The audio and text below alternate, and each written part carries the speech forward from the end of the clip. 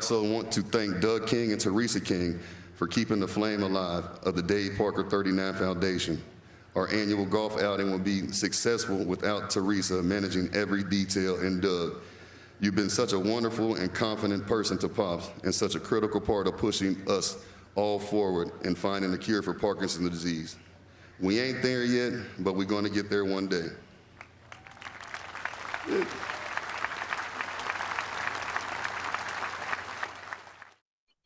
Welcome, everyone. As you all know, our fans, our audience, and our friends, family out there in the world, Saturday morning doesn't mean we can't advocate for a Parkinson's cure.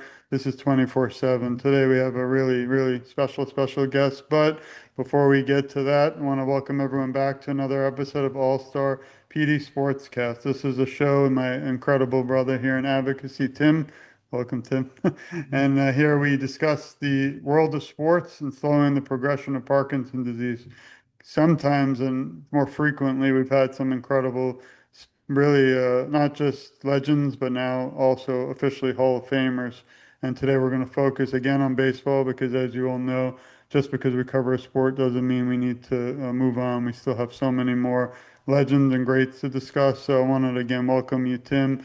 And our incredible guest today is Doug King, but again, someone I consider family. We've talked actually through some tough times and never got the opportunity to see each other. And I know he's really thrilled that I can see him, but we love him and we love all he stands for and he does on behalf of someone incredible that I'll let Tim and Doug also introduce themselves and discuss. Hey guys, what is shaking? I've been so looking forward to this. I know we've been trying to do this for a little bit. Listen, it's not every day you get to talk to somebody who knows a legend. That Cobra was a legend. Dave Parker was a legend. Meant a lot to me. Meant a lot to the MLB community. Meant a lot to the Parkinson's community. And I'm very honored to have one of his best friends on here to talk about it. Doug, tell us first how you met. How did listen? When I go for fast food, I'm looking for a Happy Meal. How did fast food, Burger King and Popeyes, bring you and an MLB great together? Back in the early 90s, I was a regional franchise sales rep for Burger King.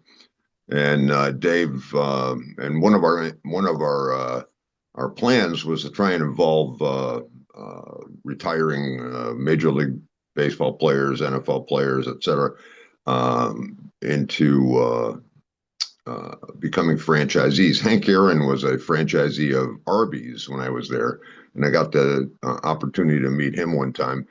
And it sort of evolved from there. All of the fast food franchises recognized that having that kind of star power on board as a franchisee was good for the brand. Burger King made it an investment in that in terms of specifically marketing to that in some respects. Dave responded to, and his attorney responded to an advertisement, and I, followed the process of qualifying them, et cetera, and they decided to invest in a Burger King. Unfortunately, back in those days, the existing Burger King franchisees had sort of had first say to sites. So every time they tried to find a site, other Burger King franchisee would raise his hand and say, "Oh, I want that site. I've been working on that." And so they didn't get it developed for some time. And in the meantime, I changed companies and went from Burger King to America's favorite chicken, which was Popeyes and Church's. And, just being ever trying to be diligent in pursuing sales, I recontacted them, asked if they might be interested in looking at Popeyes. There was only one Popeyes in Cincinnati at that time. I think this is around 92. And it was owned by a local attorney, and he was pretty successful with it.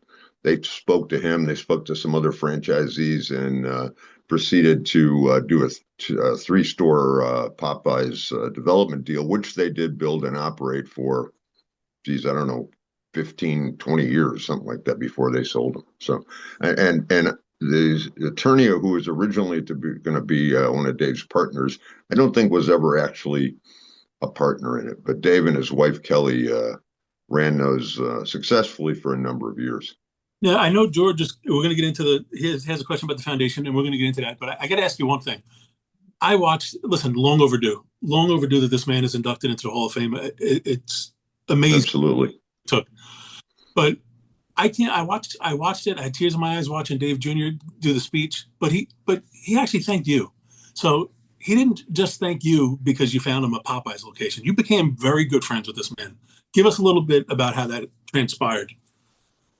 He was doing a golf outing for a scholarship for inner city kids then in conjunction with the Cool Jazz Festival, which is a huge music festival here in Cincinnati. They do it in the Bengals Stadium. It draws, 50, 70,000 people a night for 3 nights. It's a huge weekend here in Cincinnati. And it's now, of course, they dropped the cool moniker some years ago when it wasn't cool to be associated with cigarettes anymore. But yeah, it's still been going on all these years. I don't even know how long I'm guessing it's coming up on 40 or 50 years. But anyway, they awarded those guys helped him with a golf outing, the guys who ran the jazz festival. And he mentioned to me that they were doing it. And I said, oh, I've worked on a couple golf outings. They'd love to help you. And I started doing that. We became friends. We played golf. We sort of lost track of each other when that stopped. Life gets going. My kids were getting older in high school sports and things like that in college. And all of a sudden in 15, a friend of mine said, hey, can you get a hold of Parker? My son-in-law is having his 39th birthday. He's a huge Parker fan. He's always had 39 as his number in baseball and softball. And I said, geez, I don't know how to get in touch with him anymore. We've lost track of each other. I know he's around town. And we both started digging into it. And he found another buddy that he played Roy Hobbs hardball with that did know Dave. And these are guys in their 50s who are still playing hardball. He did know Dave, and Dave came to the birthday party celebration, and as a surprise for his son-in-law. And Dave and I reconnected, and he had just recently announced the Parkinson's diagnosis, and said we talked about that briefly, and he was in very, very good health then. It was really hard to tell that he was affected at all. And it had been probably a year or two since he'd been diagnosed. And he said he was starting a foundation for that to raise money and awareness, and asked me if I would, I told him I would be happy to help, let me know. And he called me about 3 or 4 weeks later and asked me if now 11 years later, we're getting ready for the last one. So the rest is Cobra Classic history, I guess, right? Exactly.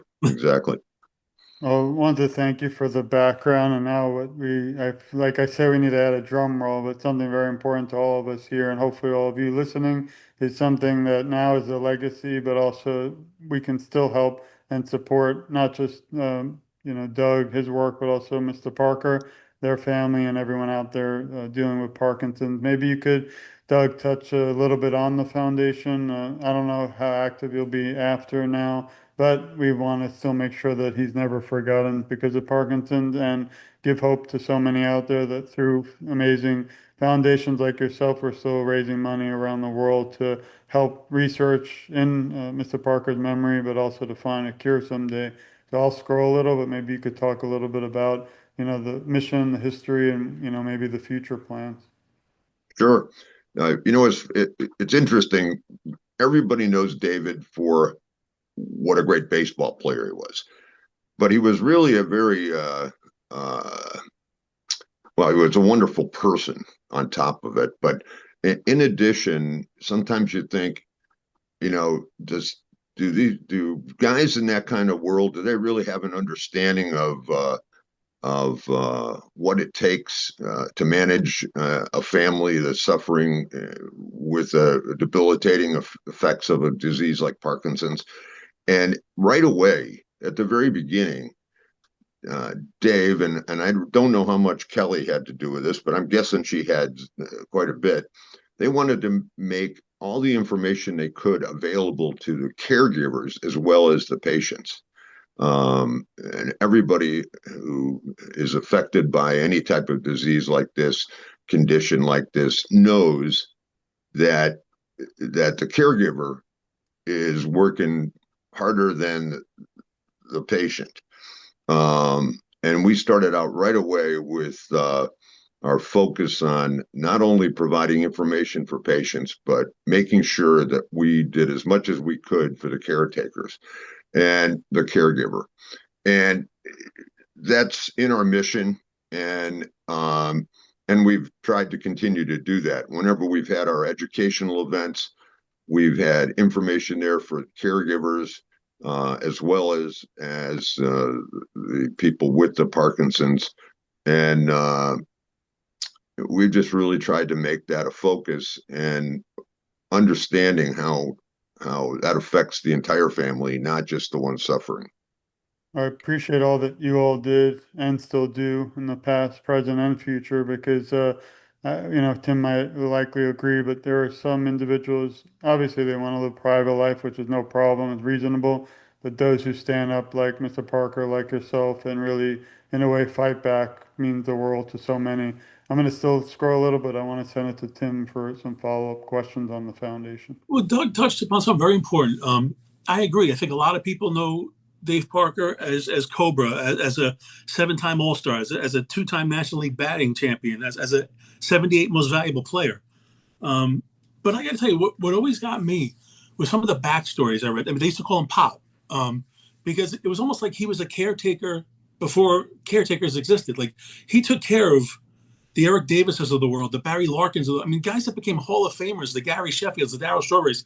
He was a mentor to them. I mean, I read a story about how he basically took Barry Larkin in the batting cages underneath where the Cincinnati Reds play, and pretty much said, listen, you need to handle your business like this. I mean, he used to like house Eric Davis and buy him meals and clothing. And clothes. And Yeah. take care of your feet, boys, Yeah. that kind of stuff, I mean, Yeah, he was amazing. And that introductory speech that Eric did at the Hall of Fame was absolutely perfect. And he did an excellent job. yeah.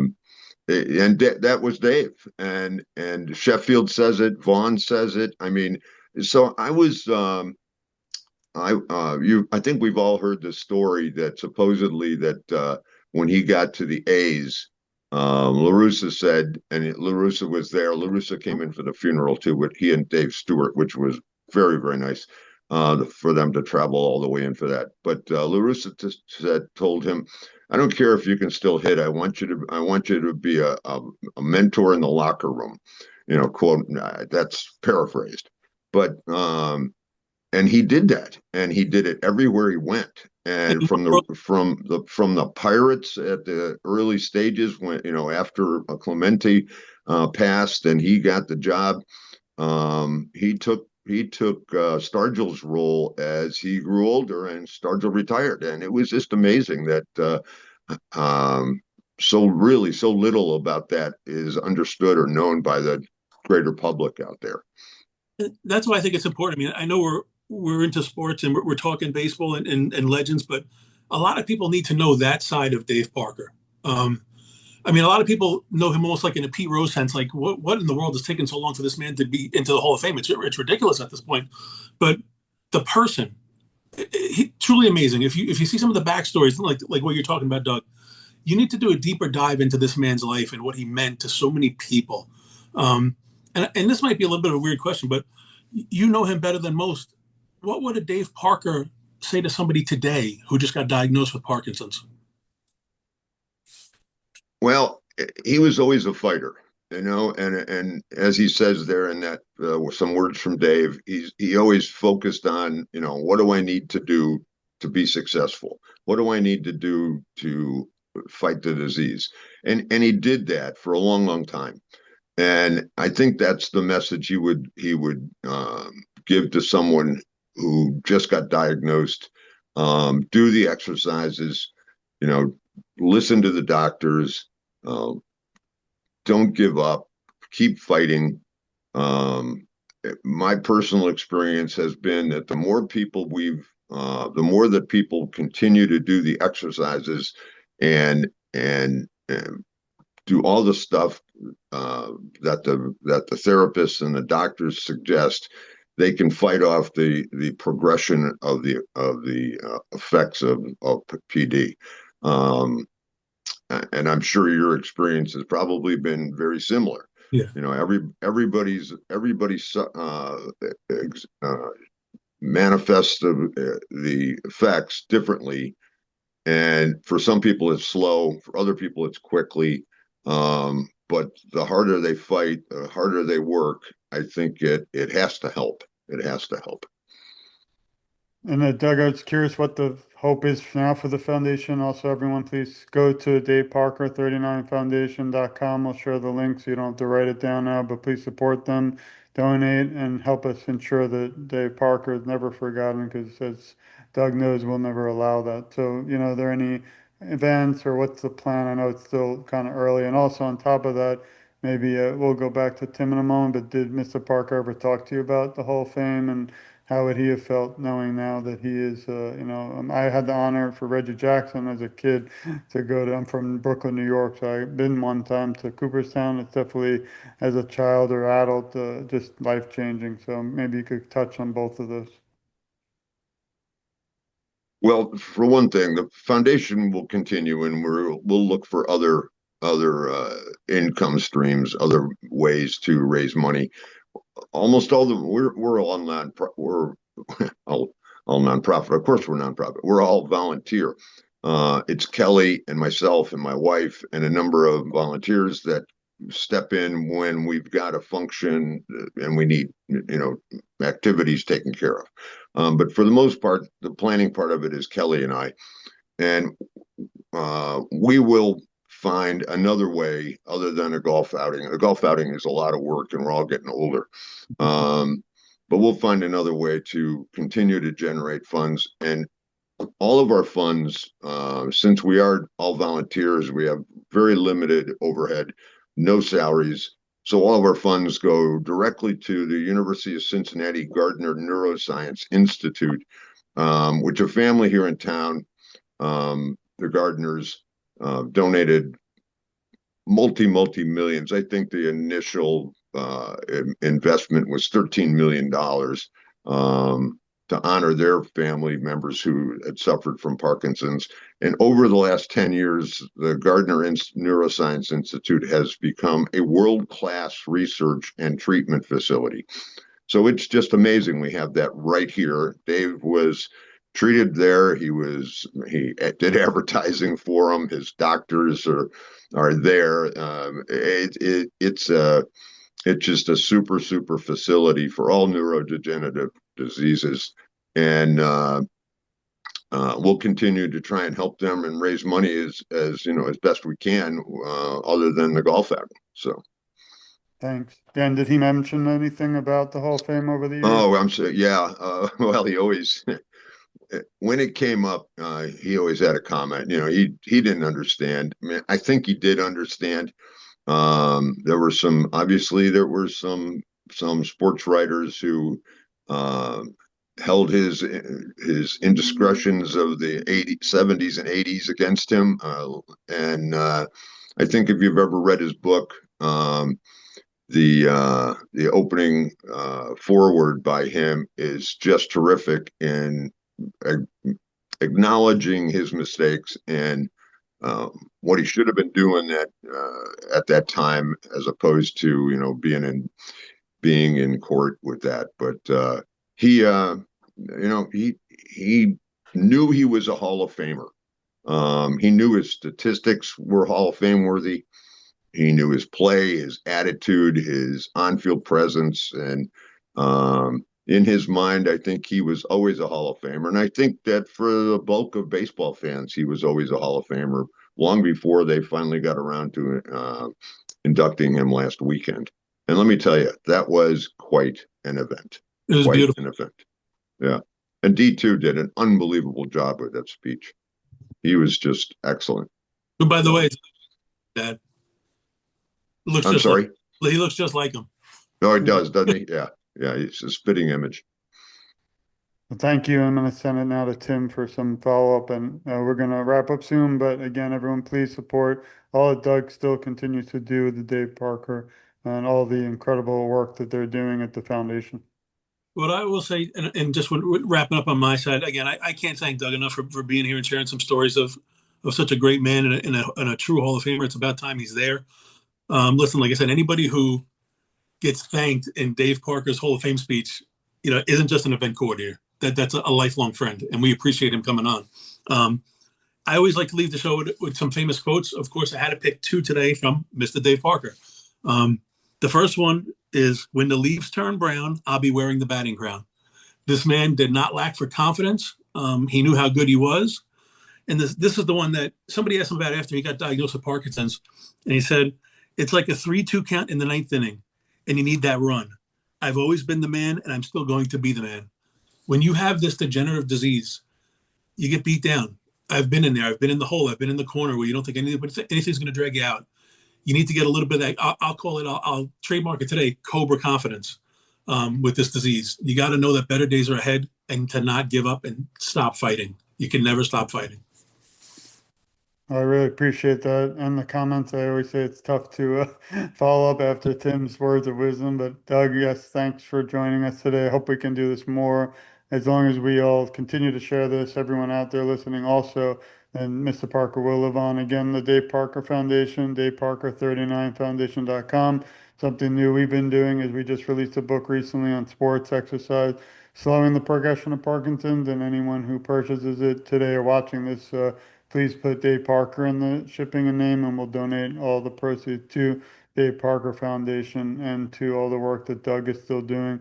Just wanted to, again, thank you, Doug. I don't know if you had any, I don't say last minute words because I'd say to be continued, because this conversation, of course, can never end till we have a cure. But Mr. Parker, I feel, will live on through not just the three of us, but the world, and the sharing this, and really just talking about the accomplishments and now the Hall of Fame, which is something most never reach the pinnacle of their career. So he's still being spoken, his mouth out of our mouths, the words, and his memory, like my mother and all those unfortunately lost their battle, I feel should never be forgotten. So again, thank you, sir, for joining us. Again, if you have any wrap up, we'd love to hear it now. Well, George, thank you so much, you and Tim, for helping to spread the word and all the work you do. It takes advocates like you to keep the word out there and keep people focused on what we need to do to find a cure. And I'm glad we finally were able to do it. And I apologize for it taking so long. No, that's all right. I mean, they say, the best things are worth the wait, and I feel that this is just again the beginning, because the more we talk about this and his accomplishments, his legacy, and his son who'll carry it on, family, and all of us friends now, we all have to be family in this fight towards a cure, because that's the only way I feel our voices will reach the world. So thanks again, Tim, for everything you do, and also the early morning. You two were talking about fast food. I'm getting hungry now this morning on Saturday morning. But again, it's such an honor to speak to you today, and also in the past, but also going forward to the future. This has been another episode of All Star PD Sportscast with my co-host Tim. Please help support him too at my PD party. He's doing some amazing fundraising also through Michael J. Fox Foundation, Team Fox.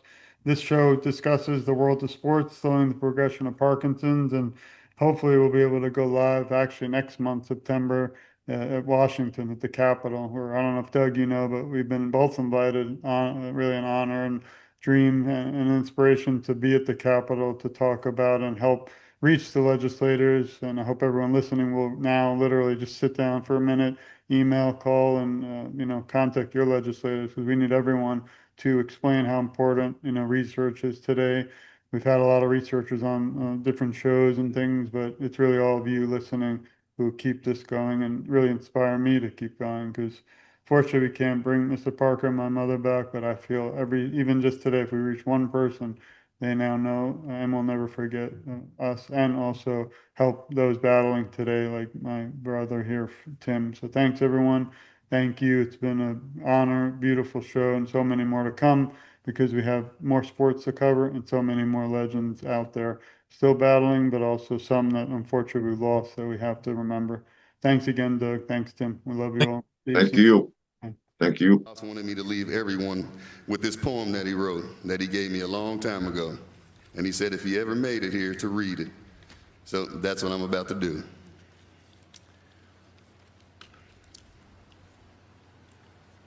Here I am, 39, about damn time. I know I had to wait a little, but that's what you do with fine age wine. I'm a pirate for life.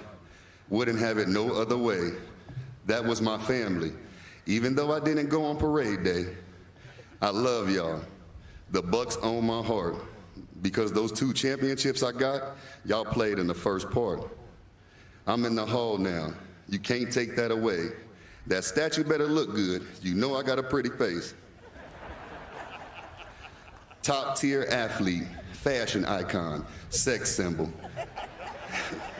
No reason to list the rest of my credentials.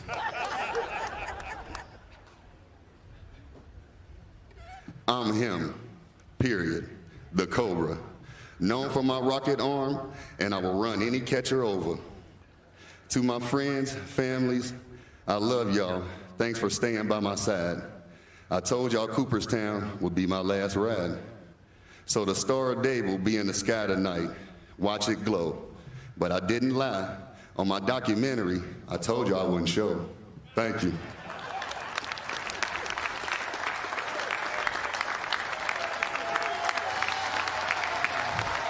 I'm a competitive guy, and I'm not going to let it beat me. I'm not going to lay down to it. I'm going to be in the battle for as long as I can.